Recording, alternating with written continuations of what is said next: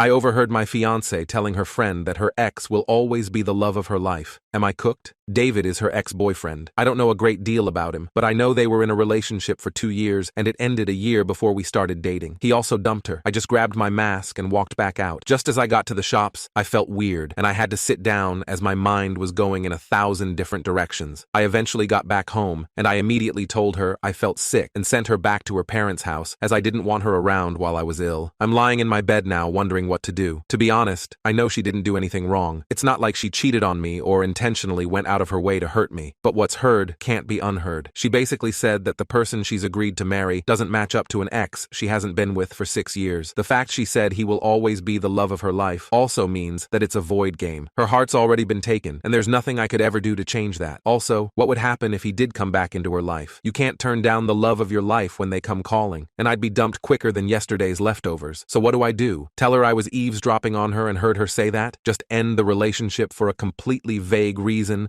swallow my pride and pretend I didn't hear it? Everything has been wonderful, but there's no way on this earth I want to be someone's second choice, especially when her ex is the one on her mind that she obviously would be with if she could. I'm thinking about just saying it's not working between us. Update. I was going to update sooner, but I've spent the last 3.5 days drinking my feelings away, so my apologies. But I'll warn you, this is not a good update. Right, so after posting and receiving some advice on Reddit on Thursday, I was thinking of telling her to come over at night so we could talk, but I settled on Friday morning instead as I wanted to get my head in a clear state. She still thought I was ill, so I needed a bit of time to think through what I was going to say. So she comes around on Friday morning about 8 a.m. with rolls and tuna mayo crunch her mom had made for me, along with grapes, sweets, and juice and stuff. I think she could see right away that something was wrong as I must have looked stony-faced, and you could cut the atmosphere with a knife. Anyways, I said to her that I wasn't really sick, and that yesterday as I was going to the shops, I forgot my mask, had to come back to retrieve it, and when I got in to get it, I heard her talking in the other room about David. Her face went completely pale, and she started welling up, so I instinctively stopped talking and just stared at her. She then runs into the toilet, locks the door, and starts hysterically crying, and alarm bells are going off all over the place. In my head, her reaction made me think she didn't know what I heard, so she must have said some other stuff about him as well. I knocked on the door and told her that if she had any aspirations of saving this relationship, she had better tell me everything right now. 30 minutes or so went by, and she finally came out dabbing her face with a tissue and told me David got back in touch with her 4 or 5 months ago, and she had been sleeping with him once or twice a week since. I mentioned in my previous post that she will occasionally go and stay with her parents, usually about once a week, sometimes twice, sometimes none. The thing is, I've popped around myself dozens of times over the years to speak to her mom or dad, watch TV, or anything at all, really, without informing her, and she's always been there, so it's just become routine, and I've never thought any more of it. This has obviously been the times that she's gone to meet David. All I can think of is that the snippet of conversation I heard her having was her friend or something helping her choose between David and me. When I heard this, I lost it. I kicked her out, grabbed handfuls of her stuff, put it in bin bags, and threw it out the door into the front garden. She's still standing there, by the way. I then grabbed my garden hose and drenched the bags with it. I'm not proud of that. It was extremely petty, and in hindsight, I should never have done that. At this point, she ran round to her house, and about a minute later, her dad comes rampaging round screaming. Her dad and I end up rolling around the front garden fighting. At about 9 a.m. in the morning, no less, police showed up, and half the street was out because of the commotion. Afterward, I blocked her on everything and went to my friend's house, where 3 of us spent the weekend and Monday drinking. When I got back to the house this morning, I noticed she had been back in the house at some point. She had made the beds, done the washing, and ironed. I have no idea why she did this. As I'm writing this, she's tried to get in again. I haven't been able to change the locks yet, so I put the door chains on the front and back door, and I heard the chains clanging as she tried to get in. There's also a note that she's put through the door. I don't even want to read it right now. I'm too hurt, hungry, and hungover to even think about what she has to say. Update 2. Since everything that has happened, things have taken a turn for the worse, as many of you mentioned I should do. I sent an email to her father explaining my side of the story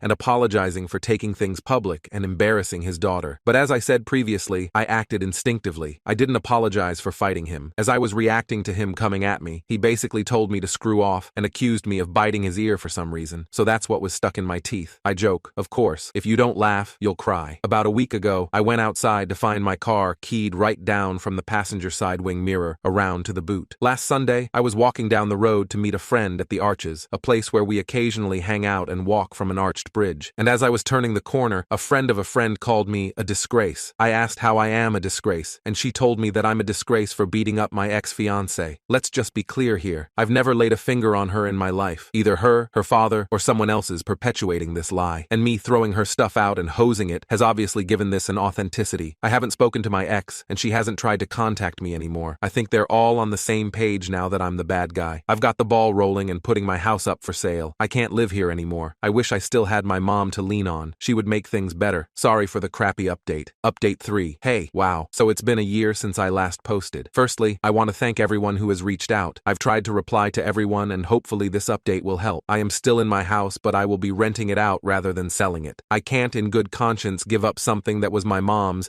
and has been in the family for generations. I have since spoken to the father, and I understand why the family circled the wagons, but to throw me under the bus so brutally was genuinely ridiculous. Collateral damage to me and my name is all right, apparently. I've only known them my entire life. All in all, I feel like I was in the midst of a crap storm that changed course. Still struggling, but feeling a lot better now that I've got an umbrella and a roadmap. I would also like to note that I posted on social media, giving my side of the story. Whether or not that was right or not is up for debate, I guess, but it was after I'd let those close to me discreetly spread at first, so I felt the time was right. Her side is still singing off the same M sheet, but I'm hoping neutrals will see things from my side. My close pals have been incredible throughout all this, but that's why they're close pals, I guess. Anyways, cheers. Edit. Well, it's been over a year again, and I have since moved out of my house, and I'm now renting it to a nice older couple, so I thought I would update. I'm doing great, and I've even got myself a girlfriend. Wish me luck. What I've learned. Life came at me fast, but I stood strong, and for the first time in a long time, I'm looking forward to the future. We only get one life, right? Screw spending it with someone who would treat me like trash.